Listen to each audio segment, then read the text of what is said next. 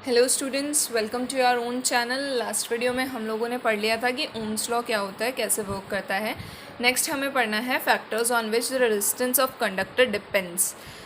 इससे पहले स्टार्ट करने से पहले अगर आप लोगों ने चैनल को सब्सक्राइब नहीं किया है तो प्लीज़ सब्सक्राइब कर दो और हिट द बेल आइकन, ताकि आप लोगों को रेगुलर नोटिफिकेशंस मिलते रहें। तो हम लोग स्टार्ट करते हैं। Resistance of a conductor depends on 3 factors. हमारे पास 3 ऐसे फैक्टर्स है जिस पे डिपेंड करता है हमारा रेजिस्टेंस। तो पहला क्या है कि जो वायर आप यूज़ कर रहे हो उसकी लेंथ कितनी ले रहे हो, दूसरा वायर का क्रॉस सेक्शन एरिया कितना है, और तीसरा किस मटेरियल का बना हुआ वायर आप लोग यूज़ कर रहे हो। तो ये 3 फैक्टर्स है जिस पर रेजिस्टेंस डिपेंड करता है। अब लेंथ पे कैसे डिपेंड करता है? Resistance is directly proportional to length. Area of cross section पे कैसे डिपेंड करेगा? Resistance is inversely proportional to area. ठीक है, ये दो इक्वेशन हमारे पास आ गई। R is directly proportional to L and R is inversely proportional to A. अगर दोनों के प्रोपोर्शनैलिटी को हम एक में कंबाइन करें तो R is directly proportional to L upon A. ठीक है, ये जो प्रोपोर्शनल का साइन है इसको हटाने के लिए फिर से हमें कोई ना कोई कांस्टेंट लेना पड़ेगा। पहले जैसे हम लोगों ने किया था ओम्स लॉ वाले केस में, तो प्रोपोर्शनल को हटाएंगे तो is equals to, and constant जो हम लोग यूज़ करेंगे वो हमारा क्या होगा? रो। ठीक है, R is equals to rho L by A. ये हमारा फॉर्मूला बन जाता है रेजिस्टेंस, लेंथ और एरिया से रिलेटेड। ये जो रेजिस्टिविटी रो है इसकी यूनिट होती है ओम मीटर। ठीक है, रो क्या है? हमारा प्रोपोर्शनैलिटी कांस्टेंट है जिसको हम लोग क्या बोलेंगे? इलेक्ट्रिकल रेजिस्टिविटी बोलेंगे, और ये हर मटेरियल के लिए अलग अलग होती है। अब गुड कंडक्टर्स कौन से होंगे? ऐसे मटेरियल्स जिनकी रेजिस्टिविटी 10 टू द पावर -8 से लेके 10 टू द पावर -6 के बीच में होगी, वो क्या होंगे? हमारे गुड कंडक्टर्स होंगे। फिर आता है पुअर कंडक्टर्स कौन से होंगे? पुअर कंडक्टर्स वो होंगे जिसकी रेजिस्टिविटी हाई होगी, जैसे 10 टू द पावर 12 से लेके 10 to the power 17 ohm metre तक की।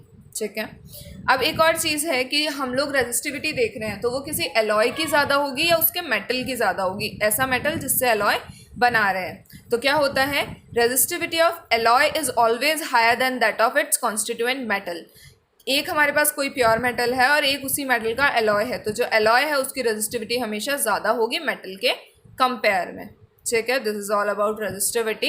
रेजिस्टिविटी की यूनिट वापस से याद कर लो, ओम मीटर। ये जो यूनिट्स हैं ये आप लोगों को पढ़ना ज़रूरी है, ये लोग एग्जाम में क्या होता है 1 मार्क में पूछ लेते हैं। ठीक है, अब हम लोगों को देखना है कि resistance of a system of resistors. अब हम लोग इतनी देर से रेजिस्टेंस कर रहे हैं, तो देखो एक शॉर्ट में हम लोग समझ लेते हैं कि रेजिस्टेंस और रेजिस्टर होता क्या है। रेजिस्टर एक ऐसा वायर होगा या ऐसा कोई भी कंपोनेंट होगा जो करंट को फ्लो होने से, चार्ज को फ्लो होने से रोक रहा होगा, तो वो तो हो जाएगा रेजिस्टर। और रेजिस्टेंस क्या होता है? उस वायर या उस कंपोनेंट की प्रॉपर्टी कि वो चार्ज को फ्लो होने से रोक रहा है, उस प्रॉपर्टी को क्या बोलते हैं? रेजिस्टेंस। ठीक है, तो अब हम लोग किसी भी सर्किट में कनेक्ट क्या करते हैं?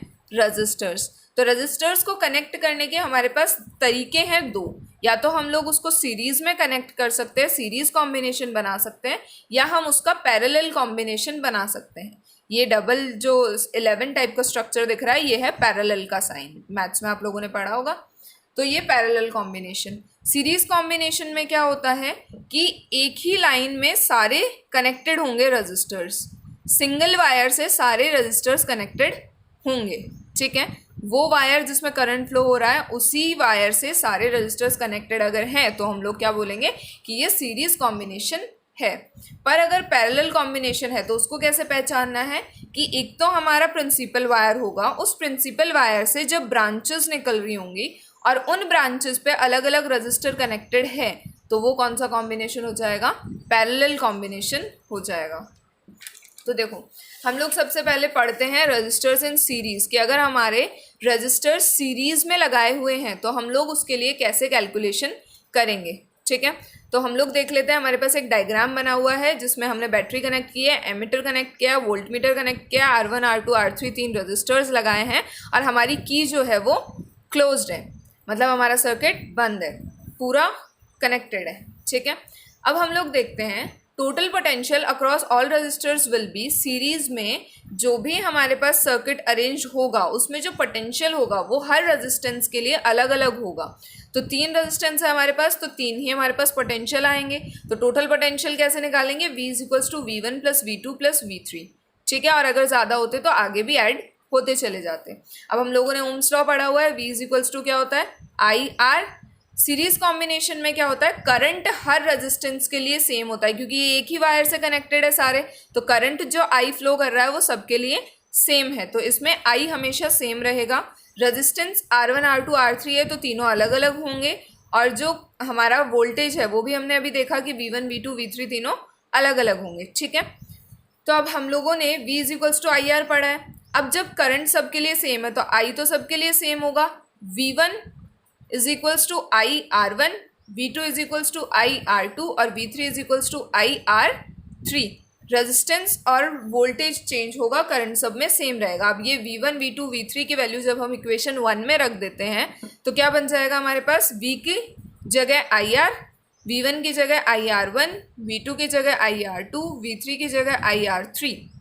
अब जैसे हम लोग मैथ्स में कॉमन लेते हैं, यहाँ से I कॉमन हो गया और यहाँ से इन तीनों से I कॉमन हो गया, यहाँ I से I कैंसिल हो गया इक्वल्स टू में, तो हमारे पास टोटल रेजिस्टेंस निकालने का फॉर्मूला क्या बन के आ जाता है, total resistance of circuit R is equals to R1 of first resistance, R2 second resistance and R3 third resistance. ऐसे ही फोर्थ फिफ्थ और होती तो उनको भी हम लोग कनेक्ट करते चले जाते। तो यहाँ से हमें क्या फॉर्मूला मिला कि अगर सीरीज में आपके पास कोई सर्किट बना हुआ है और आपको उसकी टोटल रेजिस्टेंस कैलकुलेट करनी है तो क्या करना होगा कि जितनी भी रेजिस्टेंस दी हुई है उनको डायरेक्ट ऐड कर दो, तो हमारे पास क्या आ जाएगी, total resistance of the circuit, ठीक है। इसमें ध्यान रखने वाली बात क्या है कि करंट तीनों रजिस्टर्स में सेम जाएगा, वोल्टेज तीनों रजिस्टर्स की अलग होगी। इसके लिए R1 वाले के लिए V1, R2 वाले के लिए V2 और R3 वाले के लिए V3। करंट सबके लिए I ही रहेगा, ठीक है। ये आपके एक डेरिवेशन हो गई, ये डेरिवेशन भी कई बार एग्जाम में पूछ ली जाती है, तो इसको अच्छे से एक बार सॉल्व कर लेना सुनने के बाद, ठीक है। Thank you. नेक्स्ट में हम लोग करेंगे कि पैरेलल कॉम्बिनेशन में कैसे होता है, ठीक है।